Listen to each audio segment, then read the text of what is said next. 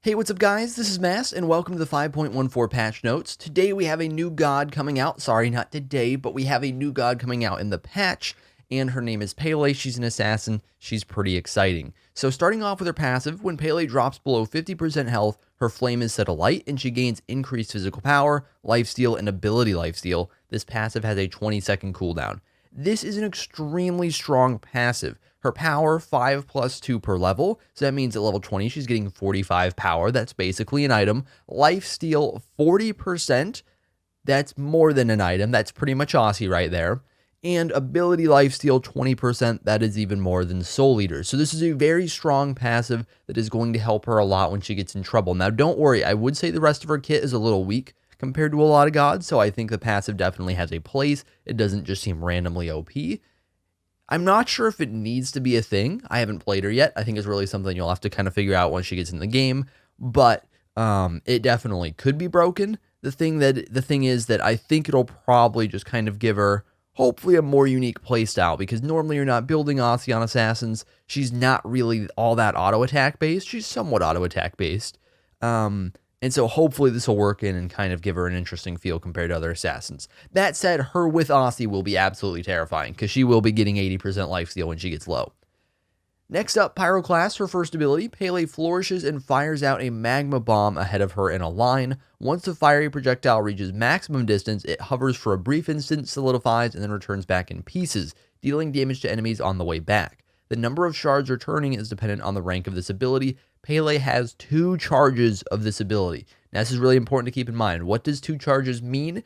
2 charges means that potentially you can cast this ability twice. So similar to Agni Bomb, where the cooldown is, I think Agni Bomb cooldown's like 18, 19, 20, somewhere in there. The cooldown on this is 14 seconds, and you can hold 2 compared to the very normal 1 for an ability. So, yes, you want to be maxing this ability, and you want to be looking to cast 2 of these abilities when you gank a lane. So the damage is 60 to 220, plus 60% of your physical power, return damage 20, plus 10% of your physical power. As you guys will be able to see from the clip I put up, the return's pretty slow. So while it does do a lot of return damage, I don't think that's too much to worry about. It's slower than Thor Hammer and a boomerang like that, like slower than Vabana 3, slower than Thor Hammer.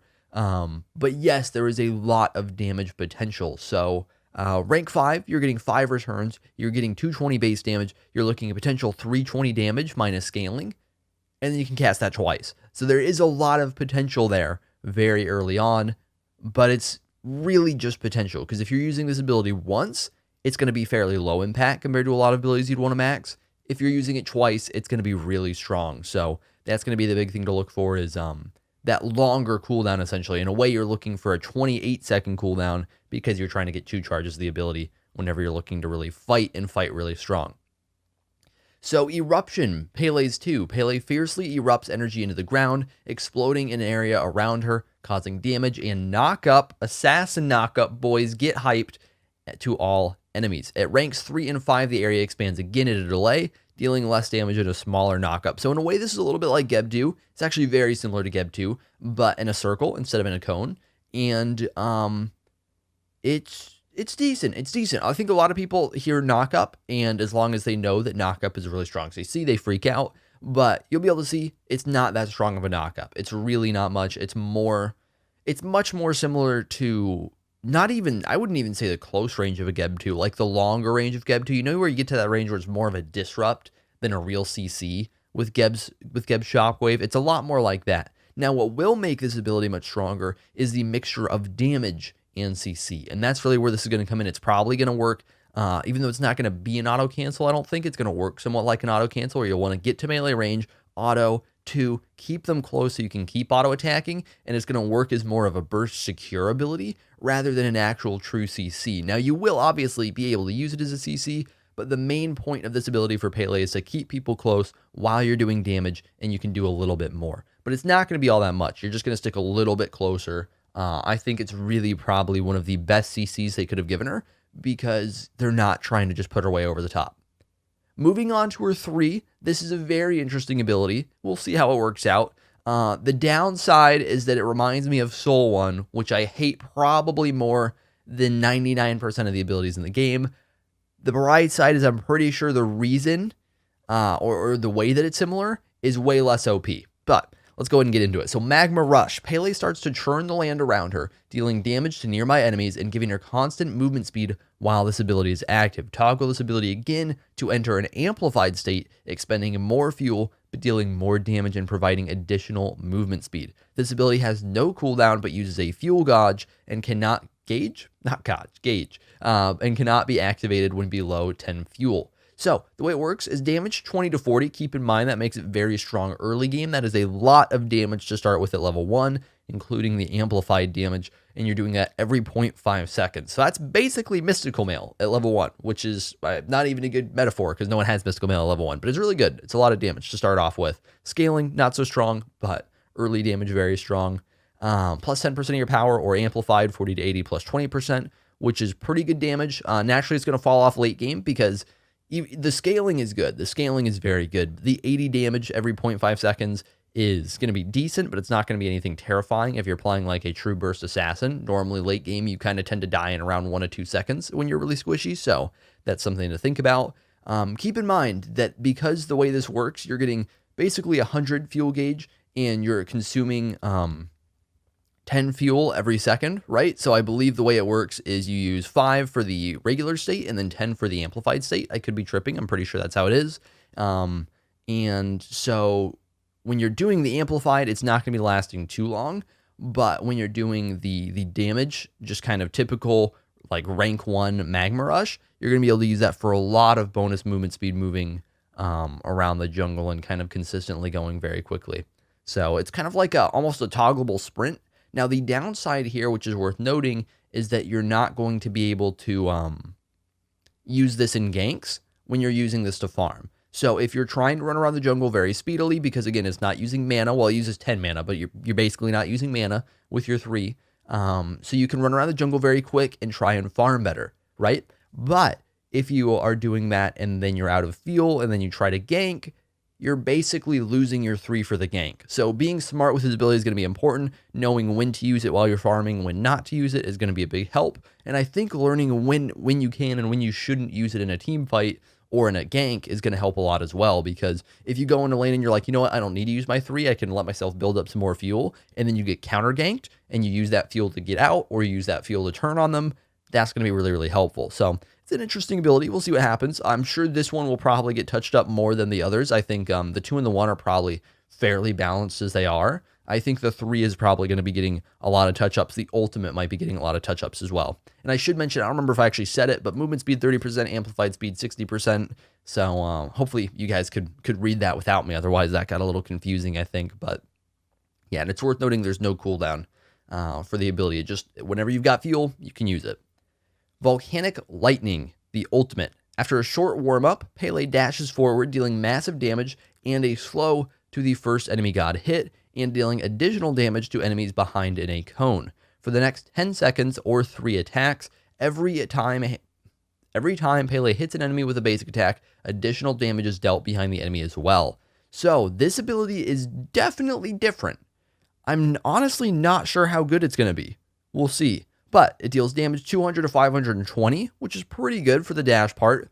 And then extra damage, meaning the basic attack section, where you're getting basically Bakasura autos, but actually a little longer from what I could tell, 100 to 260. So a lot of additional damage on those auto attacks. Now, I think things to keep in mind here, attack speed. Attack speed is definitely something to keep in mind. If you're trying to get this damage off quickly, which is what comes to my mind, then attack speed is probably going to be something that you're going to want to build on Pele, specifically because of the ultimate. So basically right now, the way it's going to work when you're late in the game and you're building truly squishy is if you hit your ultimate on somebody, you're probably taking damage the moment you, like as you're hitting your ultimate on them, just because, you know, good players are going to be going on the squishy when they're going in, right? So you should be taking some damage, and while you're getting those auto attacks off, you die, is what should happen, because you're playing ridiculously aggressive front line and you don't have all that much CC to peel for yourself. So you've got to try and get that damage off as quick as possible. If you want to use this in a team fight setting where you're trying to hit multiple people with the autos, and again, that's kind of a big highlight of what the auto attacks can do, is they can hit lots of people for lots of damage, right? Now, if you're using this in a single target scenario, you don't necessarily need to do that. But for the team fight setting, I think attack speed makes a lot of sense to get this off quicker. I think the ideal spot for this is definitely in team fights, and that's going to make her a little bit weird late game for trying to solo enemies, because she looks like she's going to struggle a lot at soloing a lot of other assassins. She's going to play like a team fight assassin because she has fairly weak CC, and at least as far as single target CC, fairly weak on her 2. Her 1 is not going to scale well in the late game. It's going to be pretty garbage late game. Her 3, while it will do bonus damage, it's just bonus damage. So she's not going to stand out all that much unless she can auto attack and burst really quickly and be basically hitting Volcanic Lightning, doing around 500 damage, and then within a little over a second, because she has high attack speed, hitting the extra 3 autos and doing another 750 on top of that, and boom, you just deleted 2/3 of their health just like that, right? So I think that's probably the way to build her if you want to go squishy. I do think she is somebody that will have a lot of potential to build kind of hybrid, and that's probably the way a lot of people will go with her, because it seems like with her 1, with her 3, and with her ultimate especially, you kind of want to build her a little bit tankier so she can get around and just keep popping off those abilities, right? And not die too quickly, because she doesn't have the typical dash leap mobility. She has just more bonus movement speed and CC and stuff like that. So I think you'll probably end up building her more hybrid. We will see. But yeah, the range, 60, slow, 30%, slow duration, 6 seconds, very strong slow on the ultimate. Mana cost, cooldown, those are the typical 90 seconds and 100. But that does it for Pele. Hopefully you guys are excited. I think she's going to be pretty cool. I think she is, like I said in the very beginning, going to be pretty balanced. So I'm looking forward to it. We've got some skins. Molten Hebo looks pretty dope. Primal Storm Susano looks kind of weird. Mystic Guardian Athena looks really weeby, and I'm not a fan. Mastery skins looks like Mastery skins. Project Olympus, bug fixes, blah, blah, blah. You guys can read it. If you want to click a link down in the description, you can check it out for yourselves. Items. Oh, wait, this is still bug fixes. Just kidding. We'll move on. Item balance. Here we go. Atalanta's Bow. Added 10% movement speed. Saw this coming from a mile away. Decreased max stacks of the passive from 4 to 3. Decreased movement speed per stack from 7% to 5%. So basically, this is a pretty big buff for Atalanta's. The way it is going to work, actually, no, it's still a pretty big buff. So the way this is going to work is before you could get 4 stacks of 7% movement speed on Atalanta's, which would move you up to 28% bonus movement speed. And then that would fairly shortly fall off because you're no longer auto-attacking, and then you would go back to the regular 0%. Now the way it's going to work is you get 10% base, and then you can auto-attack 3 times for 5% and get up to 25% movement speed instead of nothing. And then you can also fall back to 10%. So much more reliable item, basically. Before, what Atalanta's did was kind of weird, and it's why people didn't pick it up all that often, is you basically needed Hasten Katana for it to make a whole lot of sense. And if you played it on a hunter where you don't have Hasten Katana, a lot of the time you were running into, it's like, okay, I kind of have more juke speed, and maybe I can stop auto-attacking and be really speedy and juke and then auto-attack again. But it felt kind of weird, and it felt kind of like Counter-Strike, where you're basically peeking, and that's not what Smite's like. So Atalanta's felt kind of a weird item. They're making it a little more normal. I think it's a good change. Gladiator's Shield, this one scares me. Wait. Oh, no. Huh. When I watched this on the patch notes, it looked different. Added a component to this item where basic attacks heal for 0.5% of your maximum health and mana on successfully hitting an enemy. And then also updated description. By the way, for those guys who don't know, haven't seen my old Wukong videos, yes, you can hit multiple Gladiator Shield procs with the same ability. The way it works is basically you get 1 heal per god. So you could theoretically hit the entire enemy team and get 12.5% of your health back with abilities. So the way it works now, though, is they're also adding a bonus heal to HP and mana from auto attacks. And I thought it was 1%, which I thought was pretty crazy. If it's 0.5%, that's not all that much, and it's probably not going to make that much of a difference. It'll just be a slight buff. So not sure which one it is. 1% seems really strong. 0.5%, that's totally fine. It's probably not even, I don't know, it's probably not even that much. So Gladiator's getting a little bit of a buff. Updated description, blah, blah, blah. Added a new sacrifice stat to the passive of Lono's Mask. Hi-Rez, you are on point. Thank you. Minus 20% healing done. So I don't know if you guys have seen it, but mages with Lonos, healers, I should say, mage healers with Lonos have been a thing lately in ranked. They are absolutely obnoxious to deal with because you basically get super tank Aphrodite, who is healing her team for just as much, who's ulting for just as much, and she's basically just Aphrodite, but way tankier with a broken item. And now minus 20% healing done, you're probably not going to do it anymore. So Lonos getting a very good nerf there where it's no longer just super exploitable for the healers because, minus 20% damage done makes her 3 hit for weaker, but it doesn't make her heal do less. So that'll patch that right up. God changes. Achilles, Gift of the Gods, health bonus increased from 35 plus 10 to 25 plus 15. Wow, that is a big buff. 235 to 325 health at max rank of his passive. Protections bonus increased as well from 5 plus 1 to 5 plus 1.5. So you are now getting 35 protections. I think that's both, right? Or is it just physical? I don't remember. Is it say? I don't think so. I don't remember if this is just physical or both. I feel like it's both though. And then 325 HP. This is, before it seemed like this wasn't quite an item, is how I would always put it, whereas his warrior or his attack stance of the passive used to be very strong for an item. But now this is definitely an item. 35 protections, 325 HP, really good. May want to use a tank stance now, especially as you get into the late game. Radiant Glory, physical power and protections now scale from 15% to 10 to 20%. Okay, so making the 2 scale, so it's weaker early but stronger late. That makes sense. Combat dodge, cooldown change from 12 seconds at all ranks to 14 to 10. This is actually kind of a buff for combat dodge because that's helping his late game a lot.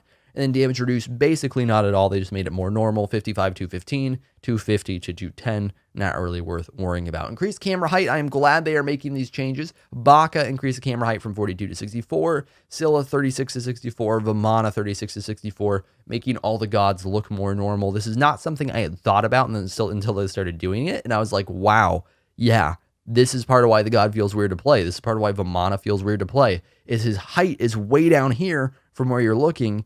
And it's just different than everybody else. So I'm glad they're doing that. Freya getting some changes. So Freya recently got reworked in the 5.13 update. They are now nerfing the magical power scaling on her 1 from 60% to 50%. Pretty decent nerf. And decreasing the mana cost on her 2 from 25 to 57 to 20 to 40. So this is making it more normal in terms of numbers. It's also a big buff in terms of numbers. So this is actually going to make her a lot more viable in terms of mana consumption. And that's a pretty big deal. So we'll see how that works out for her. Little nerf to the 1, making it hit weaker in the late game. Big buff to the 2 and making it much more usable. So we'll see. Scotty. Oh boy. Are they buffing Scotty? Calder, the Winter Wolf. Decreased time taken to regenerate 1 hit point from 10 to 7 seconds. There's a buff. And Piercing Cold decreased cooldown from 15 seconds to 14 seconds. So it's not a crazy buff, but it's a little something to try and bring her back some life and probably try and catch people's attention. I feel like, honestly, sometimes we get something where a god falls off and Hi-Rez is like, hey, can we just tweak this just a little bit so people will play them again? Because I think that actually works. I think that's actually something they do sometimes. I don't know. Maybe they just do it anyways. The Morrigan, increased minion bonus damage from 20 to 80 to 40 to 160. That is a pretty big perk for her too, making it much easier to clear. So little buff to Morrigan, giving her better wave clear. And a last change of the patch, Vulcan Backfire now goes through walls. That's actually a pretty helpful change for him.